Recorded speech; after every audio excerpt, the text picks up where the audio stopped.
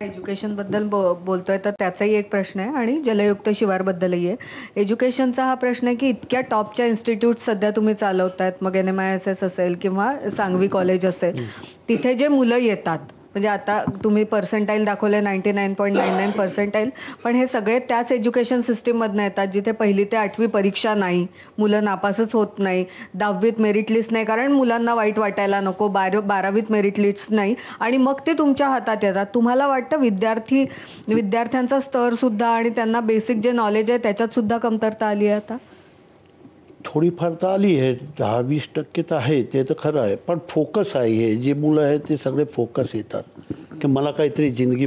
गरीब मुलं आहे, तुम्ही एक दिवस या, मी तुम्हाला दाखवतो. सामान्य घरचे सगळे जी मुलं आहे ना, पैसेवाल्यांची मुलं नाही आहे. 90% हे फोकस मुलं आहे की मला जीवनामध्ये काहीतरी बनायचं आहे. आम्ही बी जेव्हा आमदारपर्यंत गेलो, मी तर एक गुजराती फॅमिलीचा व्यापारी माणूस.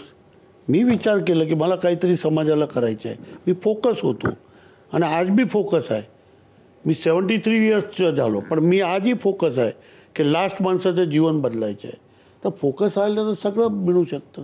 आणि दुसरा प्रश्न हा होता सर की जलयुक्त शिवार म्हणजे जेव्हापासून देवेंद्र फडणवीस मुख्यमंत्री झाले त्यांचं ते ड्रीम प्रोजेक्ट आहे. जलयुक्त शिवारचा प्रयोग सगळीकडे केला गेला, मग मध्यंतरी ती योजना बंद झाली.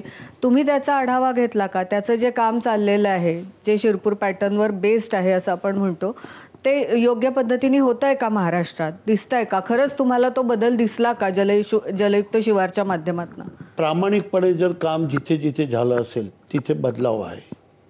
पण जर प्रामाणिकपणाने तिथला आमदार म्हणो या तिथले ऑफिसर म्हणा, ते जर करत असेल तर मग नाही होणार. पण प्रामाणिकपणे जर काम केलं तर मी जेव्हा उदाहरण केलं आहे तर बाकी लोकांनी करायला पाहिजे असं माझं मत आहे. बघा, मी परत परत बोलतो की 5 विषय जे मी सांगितले ते जर ग्रामीण भागामध्ये कुठलाही आमदारने केले तर मी एक मताचा आहे की तिथे तो कधी पडूच शकत नाही.